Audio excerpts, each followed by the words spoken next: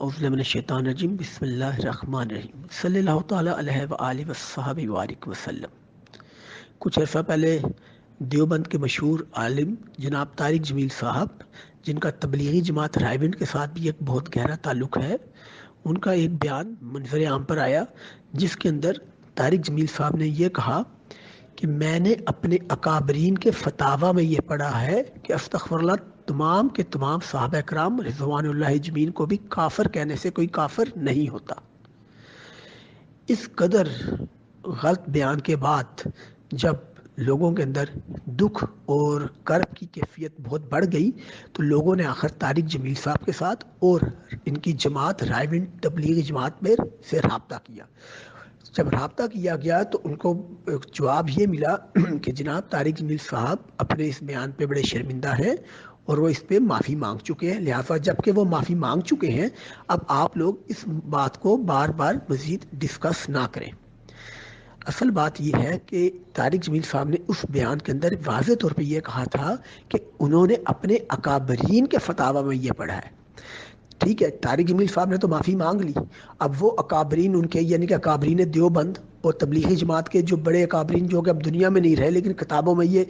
گندے اور غلیظ استغفر اللہ فتوے چھوڑ کے بھرے ہیں، تو اب یہ بتایا جائے تو ان کا کیا ہوگا۔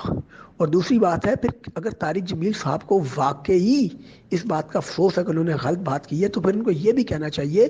کیونکہ میں نے تو معافی مانگ لی ہے اور میں آج تک ان اکابرین دیوبند کو صحیح جانتا تھا اور اکابرین تبلیغی جماعت رائیونڈ کو صحیح جانتا تھا، لیکن ان کے یہ گندے اور غلیظ فتوے پڑھنے کے بعد مجھے احساس ہو گیا کہ وہ گمراہ اور غلط لوگ ہیں، لہٰذا میں ان سے ہر طرح کا تعلق توڑتا ہوں۔ اب جب تک طارق جمیل صاحب دیوبند کے اکابرین اور رائیونڈ تبلیغی جماعت کے اکابرین سے علیحدگی کا اعلان نہیں کرتے اور یہ نہیں کہتے اور یہ نہیں کہتے اس لیے میں ان سے علیحدگی اختیار کر رہا ہوں کیونکہ اکابرین دیوبند کے عقائد اور ان کے نظریات بالکل غلط ہیں، اب جب تک وہ اعلانیہ ان سے علیحدگی کا اختیار نہیں کرتے تب تک ہم کیسے مان لیں کہ طارق جمیل صاحب کو اپنے کہے پر واقعی شرمندگی ہے۔ اب آپ آگے ویڈیو دیکھیے جس کے اندر طارق جمیل صاحب یہ غلط بات کر رہے ہیں اور اس کے بعد ان کی غلط بات کا مفتی محمد اکمل صاحب نے کیا جواب عطا فرمایا ہے۔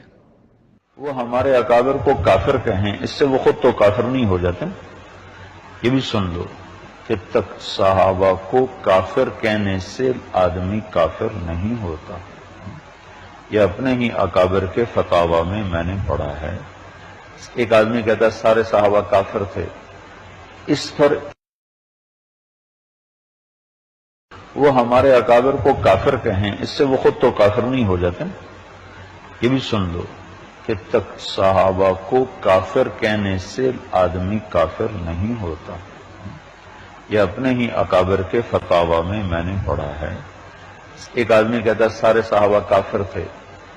اس پر اس کے کفر کا فتویٰ نہیں آیا کرتے ہیں اور مسلمان کو کافر و مشرک کہہ دیتے۔ مسلم شریف کی حدیث پاک ہے، نبی کریم صلی اللہ علیہ وسلم نے ارشاد فرمایا کہ جو کسی مسلمان کو کافر کہے اگر وہ کافر نہیں تو کفر کہنے والے پر لوٹ آتا وہ کافر ہو جائے، یہ صراحتاً حدیث پاک کے الفاظ،